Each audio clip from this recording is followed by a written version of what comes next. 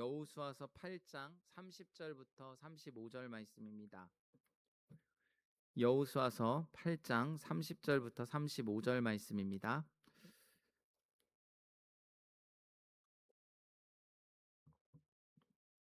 이 시간 한 절씩 교독하시고 35절 말씀 한 목소리로 읽겠습니다.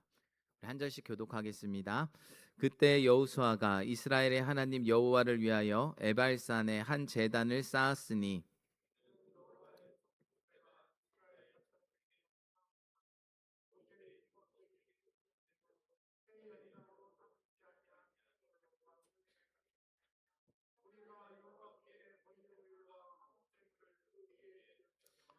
여호수아가 거기서 모세가 기록한 율법을 이스라엘 자손의 목전에서 그 돌에 기록하매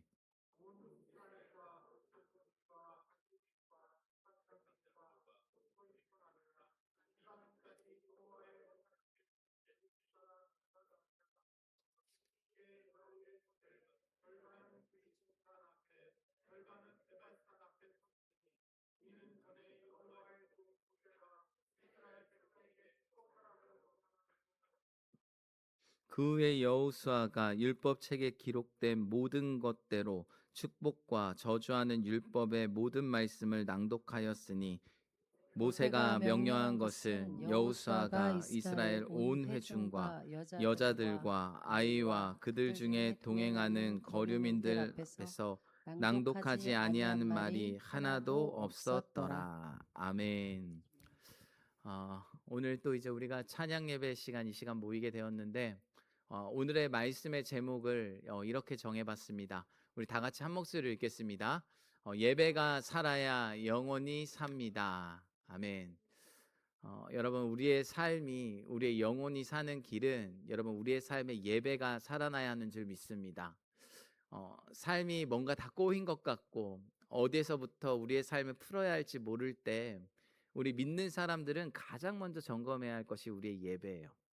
내 예배가 하나님이 정말 기뻐하시는 예배로 바로 서 있는가? 그것을 가장 먼저 점검해야 합니다. 우리는 참 예배드리기 좋은 환경에 살아가죠.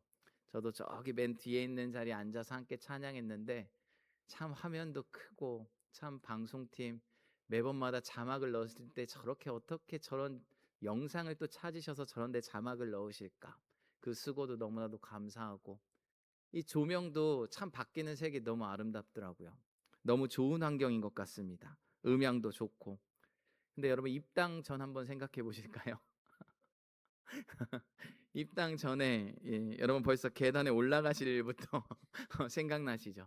그 4층에 올라가고 정말 그곳에서 어쩌면 우리가 정말 이 새 성전 건축하는 기간 동안 사실은 그곳에서도 참 감사하게 예배드렸습니다.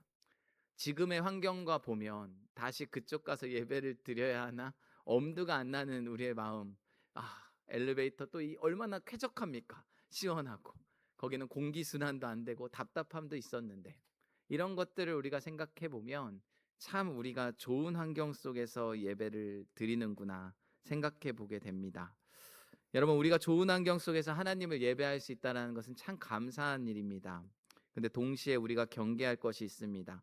환경이 좋아졌다고 우리의 마음도 하나님과 가까워지는 것은 아니라는 사실이에요. 우리가 이 자리에서 하나님을 예배하고 찬양하지만 사실은 마음이 엉뚱한 데 있을 수도 있습니다.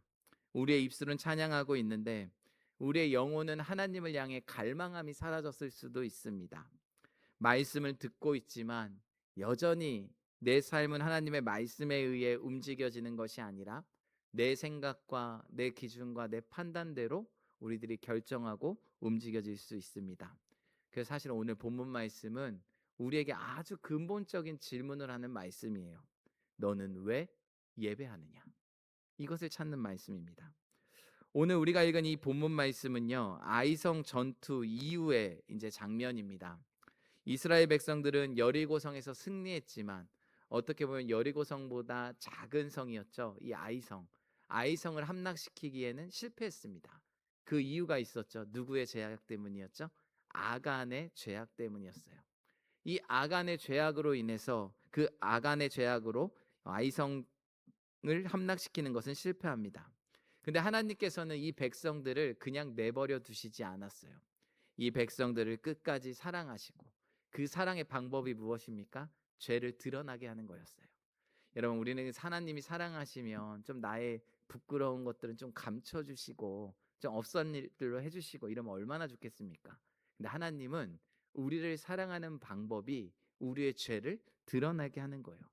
다시 우리가 하나님 앞에 회개하게 하고 다시 그리스도의 피로 우리의 삶을 정결하게 하고 다시 하나님 앞에 설 수 있는 백성들로 삼아 주시는 겁니다. 그리고 그 백성을 다시 싸우게 하셨습니다. 그리고 마침내 아이성 이제 전투에서 승리했습니다.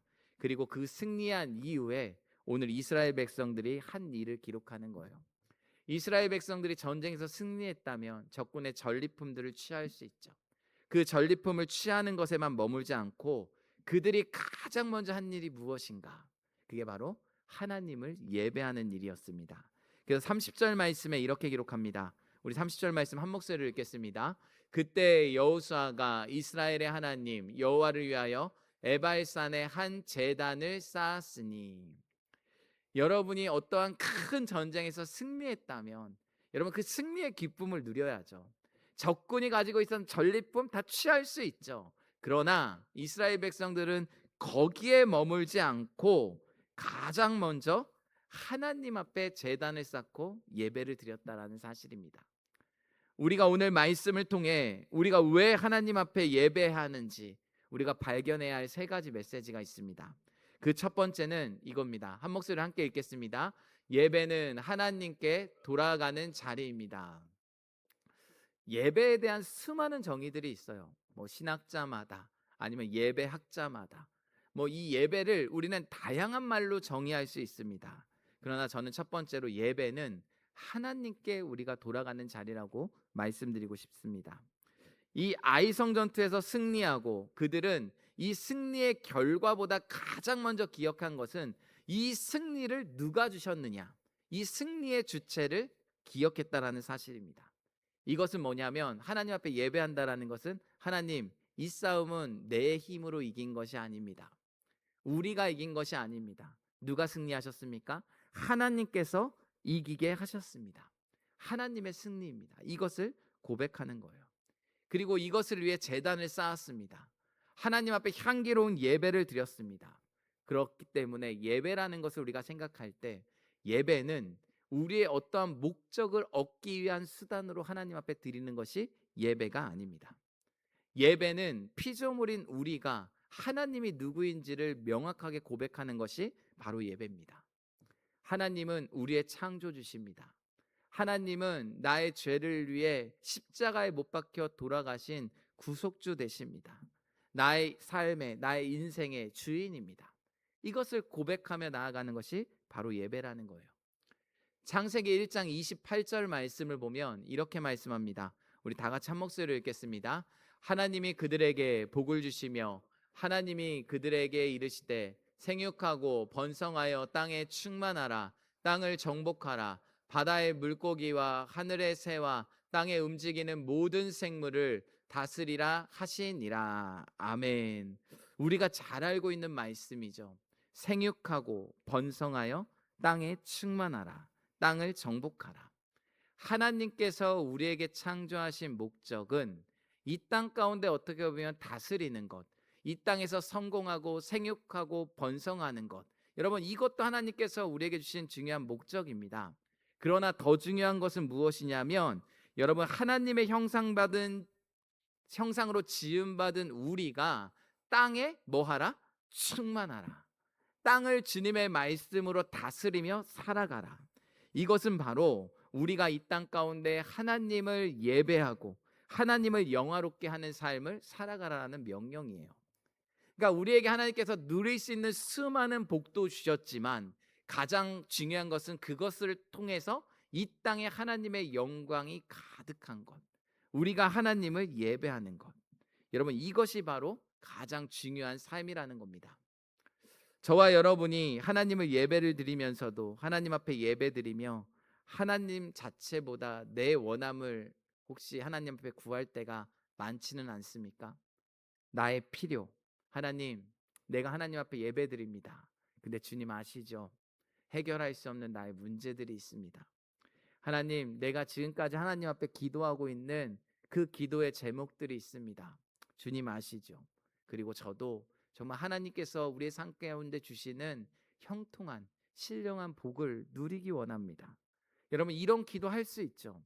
하나님께서는 우리의 기도를 모두 들으십니다. 그러나 예배의 가장 중요한 본질은 내 원함의 시작이 아니라 하나님께로 돌아가는 거라는 거예요. 하나님께 돌아가는 것. 이 아이성 전투에서 승리하고 제단을 쌓아서 고백하는 것은 바로 이거죠. 하나님, 이 전쟁의 승리는 하나님께서 주신 것입니다. 우리에게 주신 이 생명은 주님의 것입니다. 여러분, 이 고백으로 돌아가는 게 예배예요. 그렇다면 이제 우리가 한 주간 또 삶의 자리를 살아가죠. 아마 우리의 삶의 자리는 우리의 각자의 삶의 환경들이 다 다르지만 정말 치열한 삶의 자리를 우리가 살아갈 것입니다.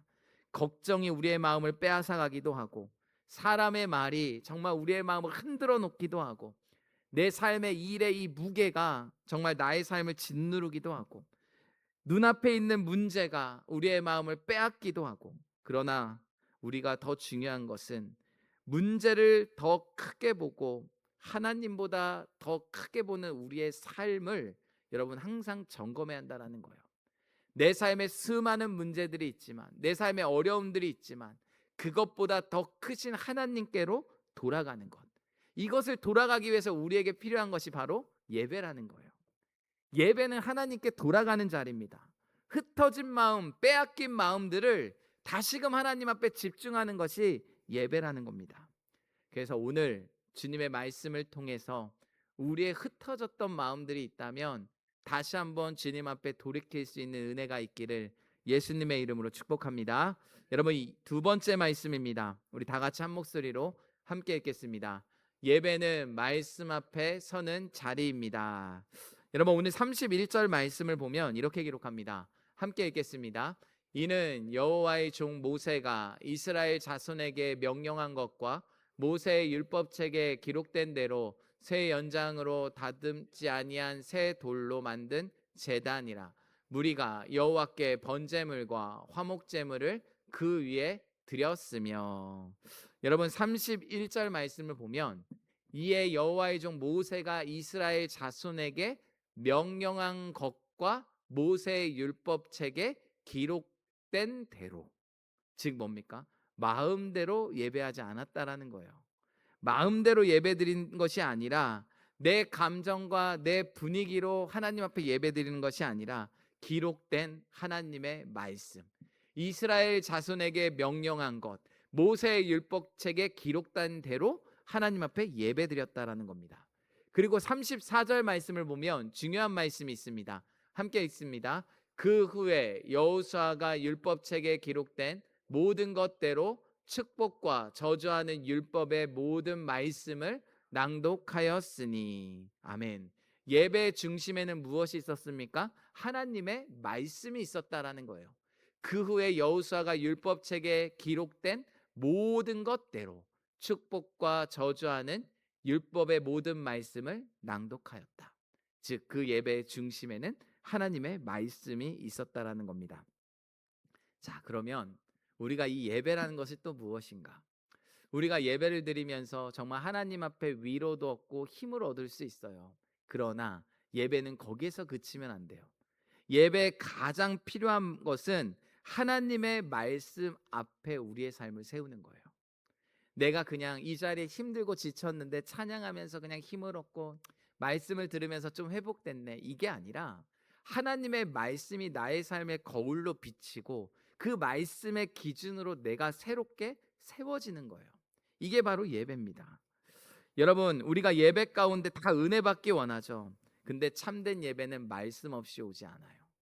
항상 우리의 예배는 이 말씀 중심의 예배를 드려야 한다는 겁니다.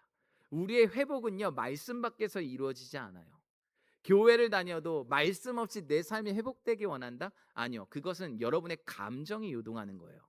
진정한 우리의 회복은 말씀으로 우리가 다듬어지고 말씀으로 깨어지고 그 말씀에 붙잡고 힘을 얻고 그 말씀이 우리의 영혼을 소생시킨다는 겁니다. 그래서 히브리서 4장 12절 말씀에 이렇게 기록되어 있습니다. 함께 읽겠습니다. 하나님의 말씀은 살아있고 활력이 있어 좌우의 날선 어떤 검보다 예리하여 혼과 영과 및 관절과 골수를 찔러 쪼개기까지 하며 또 마음의 생각과 뜻을 판단하나니. 아멘.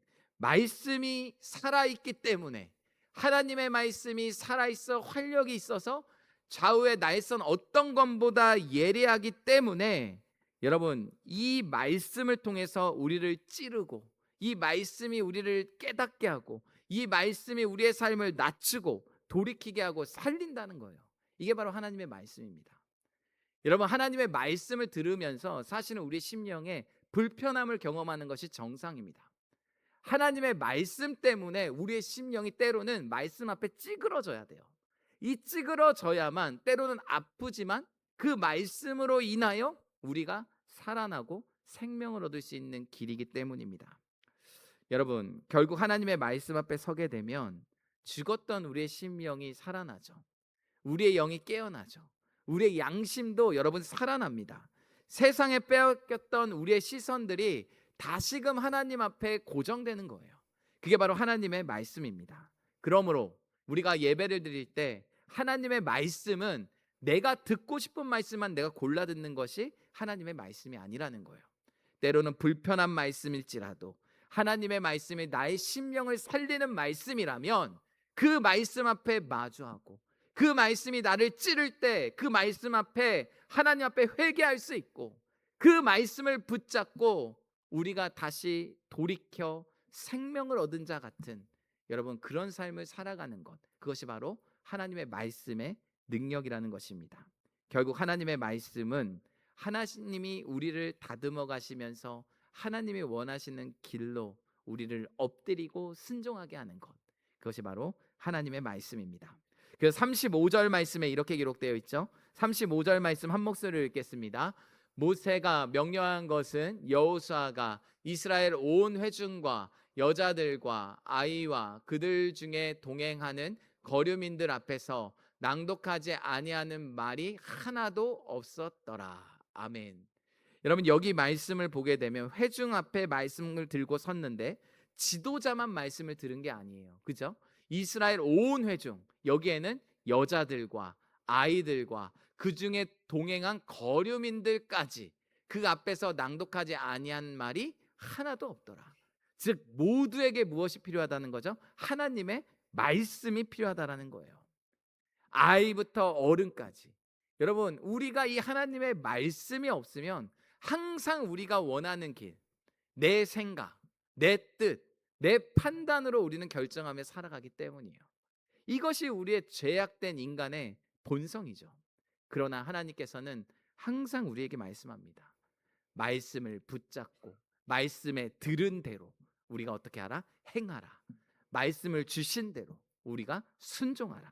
내 생각이 기준이 아니라 항상 하나님 백성들의 삶의 기준은 하나님의 말씀이라는 것입니다. 그래서 여러분 예배는 내 삶의 방향을 우리가 다시 한번 하나님 앞에 점검하는 시간입니다.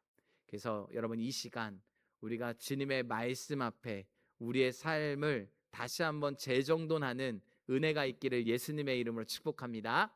여러분 세 번째 말씀입니다. 우리 다 같이 한 목소리로 함께 읽겠습니다.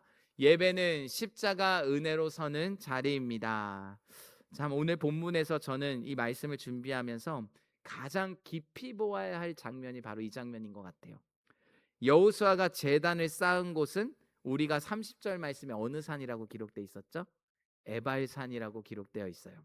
근데 신명기 27장 말씀을 보게 되면 축복을 상징하는 산이 있는데 그게 그리심산이고, 저주를 상징하고 있는 산이 있는데 그게 혹시 어느 산인지 아십니까? 그게 에발산입니다. 근데 오늘 말씀에 왜 여호수아는 축복의 산인 그 그리심산에서 하나님 앞에 제단을 쌓고 예배를 드린 것이 아니라 저주의 산인 에발산에서 제단을 쌓고 예배를 드렸을까요? 이게 바로 우리에게 보여주는 복음의 그림이 있기 때문이에요. 여러분 우리는요 하나님 앞에 이렇게 당당하게 설 수 있는 사람들이 아니죠. 그렇죠? 우리는 하나님을 떠난 우리의 모습은 성경에도 보면 진노의 자녀라고 기록되어 있습니다. 축복받을 만한 자격이 우리에게 하나도 없었습니다. 하나님보다는 이 세상을 사랑했고, 하나님보다는 나의 것을 사랑했고, 하나님보다 좋아하는 것, 사랑하는 것이 너무나도 많았어요. 하나님의 뜻보다 항상 내 뜻을 앞세웠던 사람이 바로 저와 여러분입니다. 그런데 그 저주의 자리에 무엇이 세워졌죠? 오늘 제단이 세워졌다라는 거예요. 그 저주의 자리였던 그 에발산에 제단이 세워지고 제물이 드려졌고 거기에 피가 흐르게 되었습니다. 즉 하나님께서 죄인을 만나 주시는 그 은혜의 길을 열어 주셨다라는 복음의 상징이 바로 에발산의 제단이라는 거예요. 갈라디아서 3장 13절 말씀에 이렇게 기록합니다. 우리 다 같이 큰 목소리로 함께 읽겠습니다. 그리스도께서 우리를 위하여 저주를 받은 바 되사 율법의 저주에서 우리를 속량하셨으니 기록된 바 나무에 달린 자마다 저주 아래에 있는 자라 하였음이라. 아멘. 우리는 저주받아야 마땅한 존재이지만 우리를 대신해서 누가 저주받으셨습니까? 예수 그리스도가 십자가에서 저주를 받으셨다라는 거예요. 우리가 심판의 자리에 서야 할 마땅한 존재이지만 우리 대신에 예수 그리스도가 심판의 자리에 서셨다라는 거예요. 우리의 죄의 값을 그 예수 그리스도가 십자가에서 담당하셨다라는 겁니다. 그렇기 때문에 우리는 그 보혈의 피를 의지하여 주님 앞에 언제나 마음껏 나아갈 수 있는 존재가 되었다라는 겁니다. 여러분, 우리가 괜찮은 존재여서 하나님 앞에 예배할 수 있는 거 아니에요. 우리는 여전히 부족하고 여전히 허물 많은 죄인이고 이 주님을 떠나서는 진노받아야 할 마땅한 존재이지만 하나님의 은혜로 저와 여러분을 부르시고 그분이 나를 살리신 유일한 구원자가 예수 그리스도기 때문에 우리는 그분 앞에 우리가 마음껏 예배하며 나아갈 수 있는 것입니다. 그렇기 때문에 우리가 주님 앞에서 자랑할 수 있는 거 사실 아무것도 없어요. 뭘 자랑하시겠습니까? 뭘 주님 앞에 우리가 드러낼 수 있겠습니까? 우리가 그 십자가 앞에서 그 주님 앞에서 우리가 할 수 있는 반응은 하나님, 저는 죄인입니다. 항상 회개의 자리로 나아가고 항상 겸손한 예배의 자리로 나아가고 그리고 그 은혜의 자리를 기억하며 우리가 살아가는 것, 이것이 바로 우리가 예배를 통해서 예배는 십자가의 은혜로 서는 자리라는 겁니다. 그래서 오늘 우리가 기도할 때 이렇게 기도해야 할 것입니다. 하나님, 저는 오늘도 주님의 은혜 없으면 살아갈 수 없는 존재입니다. 저는 십자가 아니면 살아갈 수 없는 존재입니다. 주님의 보혈 없으면 주님 앞에 나아갈 수 없는 존재입니다. 이 고백이 선명해지면 선명해질수록 우리의 예배는 달라진다는 거예요. 이 고백이 선명해질 때 우리가 부르는 찬양의 고백도 달라집니다. 결국 예배는 습관이 아니라 예배는 우리의 삶의 그 생명이라는 것을 여러분 우리가 붙들어봐야 합니다. 여러분, 오늘 말씀을 통해서 우리가 붙잡아야 할 것, 예배가 살아나면 우리의 영혼이 사는 줄 믿습니다. 가장 먼저 우리가 회복해야 할 것은 항상 예배예요. 내 삶에서 내가 어디서부터 잘못됐는가, 내가 왜 기도가 되지 않고 내가 왜 열정들이 왜 식어가고 있는가, 가장 먼저 점검해야 할 것은 다른 엉뚱한 것에서 찾지 마시고 내가 하나님 앞에 나의 예배의 모습, 이 예배를 점검할 수 있기를 예수님의 이름으로 축복합니다. 여러분, 예배는 우리 그리스도인들의 생명의 문제라는 거예요. 예배가 흔들리고 이 예배를 잃어버리면 우리의 생명은 무너집니다. 예배를 놓치면 우리의 믿음은 당연히 식어져 가는 거예요. 이 예배가 무너지면 우리 그리스도인들의 삶도 함께 무너집니다. 그러나 예배가 살아나면 우리의 영혼도 함께 살아나는 줄 믿습니다. 여러분, 이제 우리가 또 한 주간 치열한 삶을 살아가시잖아요. 한 주간의 삶이 쉽지 않으실 줄 압니다. 몸도 피곤하고 마음이 지칠 때도 있고, 그래서 때로는 예배의 자리에 나오기까지가 어떤 분에게는 영적 전쟁처럼 느껴질 수 있습니다.